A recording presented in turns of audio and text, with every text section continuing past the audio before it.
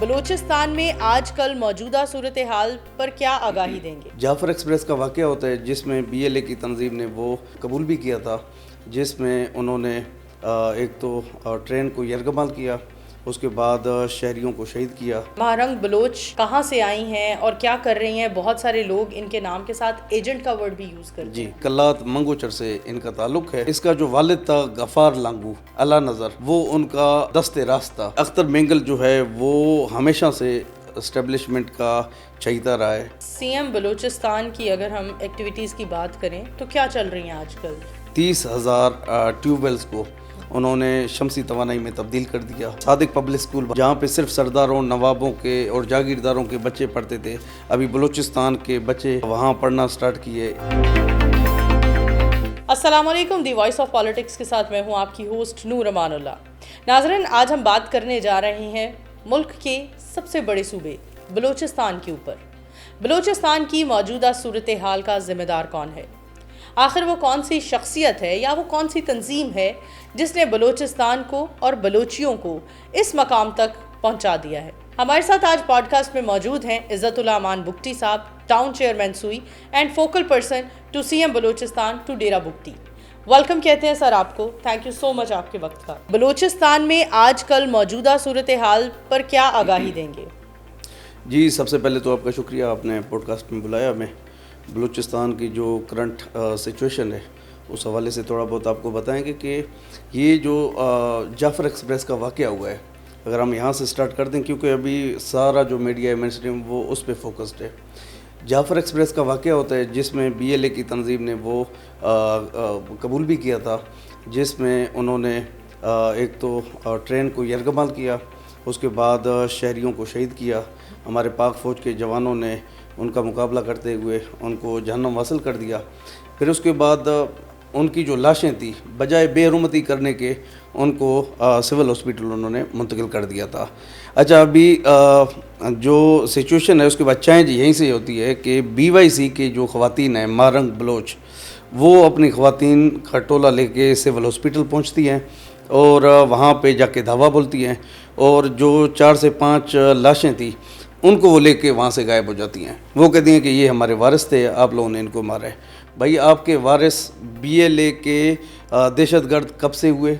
کیا آپ کو وہ لوگ دکھائی نہیں دیتے جن کو شہید کیا گیا تھا، جن کے ماؤں کے سامنے ان کے بچوں کو اتار کے ان کا شناختی کارڈ چیک کر کے پنجابی اور قومیت کی بنا پہ ان کو شہید کیا گیا تھا؟ کبھی ہم نے تو نہیں دیکھا کہ آپ نے وہاں پہ جا کے کوئی مذمتی بیان دیا ہو، لیکن جب دہشت گردوں کی بات آتی ہے، جب ہماری پاک فوج ان کے اوپر حملہ کرتی ہے، ان کو جہنم واصل کرتی ہے، تو پھر آپ کو یاد آتا ہے مسنگ پرسنز، پھر آپ کو ان کی لاشیں اٹھانا یاد آتا ہے۔ تھوڑا ہم بیک گراؤنڈ میں جاتے ہیں اور مہرنگ بلوچ کی شخصیت پر بات کرتے ہیں، ان کی بایوگرافی پر بات کرتے ہیں، کہاں سے آئی ہیں اور کیا کر رہی ہیں۔ بہت سارے لوگ ان کے نام کے ساتھ ایجنٹ کا ورڈ بھی یوز کرتے ہیں۔ جی، دراصل مہرنگ جو ہے وہ لانگو ٹرائب سے بلونگ کرتی ہے، اور یہ کلات منگوچر سے ان کا تعلق ہے، اور اس کا جو والد تھا غفار لانگو، وہ BLA کے جو کمانڈر ہیں اللہ نظر، وہ ان کا دست راست تھا۔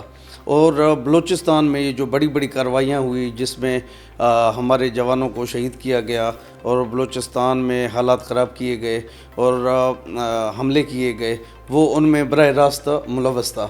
جب اس کو ہمارے اداروں نے جہنم واصل کر دیا، اس کے بعد اس نے جو ہے وہ BYC کے نام پہ خواتین کو اکٹھا کرنا شروع کر دیا۔ بلوچستان کے گلی گلی گئی اور جتنے بھی مسنگ پرسن تھے ان کے فیملی سے رابطے شروع کر دیے، اور ان کو کہا کہ کوئی ہم اس طرح کی تنظیم بناتے ہیں جس میں ہم پاک فوج کے خلاف جو ہے وہ یک آواز ہو کے ہم آگے بات کریں گے، اور اس میں ان کو جو ہے وہ براہ راست فنڈ کر رہا ہے۔ کیونکہ مہرنگ لانگو کا بھی ریسنٹلی کوئی انٹرویو چل رہا تھا، وہ کہتی ہے کہ میرے FAC کے لیے پڑھائی کے لیے میرے پیسے نہیں تھے، میری والدہ نے کوئی اپنا گولڈ جو ہے وہ سیل آؤٹ کیا تھا۔ تو میرا ان سے پوچھنے کا یہ مقصد ہے کہ اگر آپ لوگ اتنے ہی غریب ہیں تو یہ اسلام آباد لانگ مارچ کرنے کے آپ کو پیسے کہاں سے ملے؟ اور آپ یہ جو کیمرہ اور یہ جو مائکس استعمال کر رہے ہوتے ہیں وہ میرے خیال میں آپ لوگوں کے پاس بھی نہیں ہوں گی، وہ ایڈوانس جو کیمرہ ہے باقی سسٹمز ہیں وہ ان کے پاس ہیں. POL کا خرچہ ان کا کون برداشت کر رہا ہے؟ اور یہ جو جلد سے جلوس نکال رہے ہوتے ہیں BLA کے حق میں اور پاک فوج کے خلاف، ان کو کون سپانسر کر رہا ہے؟ تو یہ سب سوالیہ نشان ہے. ٹھیک ہے. اختر مینگل کے بارے میں کیا کہیں گے؟ ان کے مطالبات کس حد تک جائز ہیں؟ دیکھیں جی، اختر مینگل جو ہے وہ ہمیشہ سے اسٹیبلشمنٹ کا چہیتا رہا ہے. اداروں نے ان کو بڑا سپورٹ کیا ہے اور وہ CM بلوچستان رہ چکے ہیں. ان کے والد CM بلوچستان رہ چکے ہیں. انہوں نے اپنے علاقے وڈ میں آج تک میرے خیال میں کوئی ایک اسکول تک نہیں لگایا، اور آج بھی وہاں کے اسکول جو ہیں وہ بند ہیں، وہاں کی سڑکیں جو ہیں وہ تباہ حال ہیں. لیکن ان کے لندن میں ان کے بڑے بڑے جو ہے وہ پلازے ہیں. اچھا، ان سرداروں کا مقابلہ چل رہا ہوتا ہے کہ کون سی گاڑی ہم نے پاکستان میں لانی ہے جو سب سے پہلے ہم لائیں. رولز رائز میں تو یہ گھومتا ہے. اچھا، اور ہر حکومت کا یہ حصہ رہا ہے. اچھا، جب اس کا حکومت میں کوئی اس دفعہ حکومت میں اس کو حصہ نہیں ملا تو اس کے بعد اس نے رونا دھونا شروع کر دیا ہے. اچھا، جہاں تک اختر مینگل کی بات ہے، مینگل ٹرائب کی جو دوسرا شاخ ہے جس میں میر شفیق مینگل، وہ ان کو ہیڈ کر رہے ہیں. ابھی جو مینگل ٹرائب کا جھکاؤ ہے وہ میر شفیق مینگل کی طرف ہے. تو میر شفیق مینگل جو ہے وہ ابھرتا ہوا وہاں پہ سیاسی طور پہ ابھی اجاگر ہوا ہے، اور اس کو اپنی سیاسی کشتی ڈوبتی ہوئی نظر آ رہی ہے. اس وجہ سے کبھی یہ مارنگ لانگو کا سہارا لیتا ہے، کبھی یہ کسی جیل میں بیٹھ جاتا ہے. SHO کو کہتا ہے مجھے 2 دن 3 دن یہاں پہ جیل میں رکھیں کہ کوئی نہ کوئی طریقے سے یہ میڈیا میں ان رہ سکے. اور یہ اپنے آپ کو کہتا ہے کہ میں بلوچستان کا سردار ہوں، کرتا دھرتا میں ہوں. تو جب سے یہ لانگ مارچ لے کے نکلا ہے، 3 سے 4 ہزار اس کے ساتھ لوگ تھے. تو کہاں گئے لاکھوں کروڑوں کی آبادی میں صرف 3 سے 4 ہزار لوگ آپ کے ساتھ ہیں؟ اچھا، ابھی ریسنٹلی ہمارے بلوچستان حکومت کے جو ترجمان ہیں شاہد رند صاحب، انہوں نے کہا کہ یہ ان کے پاس ابھی جو ریسنٹلی ہے 1500 سے 2000 کے قریب لوگ ہیں. اچھا، وزیر اعلیٰ میر سرفراز احمد بگٹی صاحب ہیں، ٹھیک ہے، وہ آئے ہیں. ان کا کلیئر ویژن ہے. انہوں نے کہا کہ بھائی ناراض بلوچ وہ ہیں جو محرومیوں کا شکار ہیں. ناراض بلوچ وہ ہیں جن کو ہسپتالوں میں سہولیات نہیں ملتے، اسکولوں میں تعلیم نہیں دی جاتی، اسکالرشپس نہیں دی جاتی، جن کی نوکریاں بیچی جا رہی تھی. میں نے ان کا سہارا بننا ہے، اور ہم نے جو ہے گڈ گورننس کا جو ہے وہ ماڈل پیش کرنا ہے. جو باہر پہاڑوں پہ ہیں سیپریٹسٹ موومنٹ کو جو سپورٹ کر رہے ہیں، ان کے ساتھ کوئی مذاکرہ نہیں ہوگا. جو بندوق کے زور پہ لڑے گا، ہم بھی ان کو بندوق کے زور سے ہی جواب دیں گے. اچھا، اختر مینگل صاحب کی اگر ہم بات کریں تو وہ کوئٹہ کی جانب چڑھائی کرنے جا رہے ہیں، تو حکومت کی کیا حکمت عملی ہے اس حوالے سے؟ دیکھیں جی، 144 دفاع لگا ہوا ہے، اور حکومت کی یہ ہے کہ اس کو 3 MPO کے تحت اس کو جیل میں بند کریں گے. اس کے علاوہ کوئی اور راستہ ہی نہیں ہے. اس کو ہم نے پہلے بھی کہا ہے. ہمارے حکومت بلوچستان کی طرف سے 2-3 دفعہ وفد بھی گیا ہے. انہوں نے ان کو کہا ہے کہ اگر عدالتیں مارنگ لانگو کو اور ان کے جو باقی جو ساتھی ہیں ان کو چھوڑ دیتی ہیں تو ہمارا ان کے ساتھ کوئی ذاتی مسئلہ نہیں ہے. بے شک ان کو چھوڑ دیں. ہاں، یہ ہو نہیں سکتا کہ آپ لوگ آئیں اور حکومت بلوچستان کو دھمکائیں یا اسٹیبلشمنٹ کو جو ہے وہ بلیک میل کرنا شروع کر دیں اور سارے سردار اکٹھے ہو جائیں اور اپنے جو ہے وہ ملزموں کو اسی طرح چھڑوانے کی کوشش کریں. وہ ہم نہیں کریں گے. کیا لگتا ہے آپ کو بلوچستان میں سرداروں کی زیادہ سنی جاتی ہے؟ حکومت سے بھی زیادہ طول پکڑ چکے ہیں سردار؟ پہلے بالکل سرداروں کی سنی جاتی تھی. 70 سے 77 سالوں تک یہی سردار ہم پہ قابض رہے ہیں، یہی حکومتوں میں رہے ہیں، یہی بڑے بڑے عہدوں میں رہے ہیں. اچھا، ہماری پنجابی بھائیوں کے ساتھ کوئی ناراضگی نہیں ہے. یہ یہاں سے کچھ کہتے ہیں کہ بھئی پنجابی بھائی جو ہیں وہ ہمارا حقوق جو ہیں وہ سلف کر رہے ہیں. تو میں ان سے پوچھنا چاہتا ہوں کہ بھئی کون سا پنجاب سے آیا ہوا بندہ آپ کا وزیر اعلیٰ لگا یا گورنر لگا یا آپ کے بلوچستان میں انہوں نے منسٹریاں لیا؟ وہ تو سب ہمارے سردار تھے، نواب تھے. انہوں نے کیوں کوئی ترقیاتی کام نہیں کیے؟ تو یہ اس کے برعکس ہے. اب جہاں تک بات ہے، ابھی جو کرنٹ سچویشن ہے، جو صورتحال ہے، وہ یہ ہے کہ پولیٹکس جو ہے وہ ٹرانسفر ہو چکی ہے سرداروں سے مڈل کلاس طبقے کی طرف. ابھی وزیر اعلیٰ سرفراز بگٹی جیسے لوگ، انوار الحق کاکڑ جیسے لوگ، میر شفیق مینگل جیسے لوگ اور جمال ریسانی جیسے ینگ نوجوان جو ہیں ان کو آگے لایا جا رہا ہے.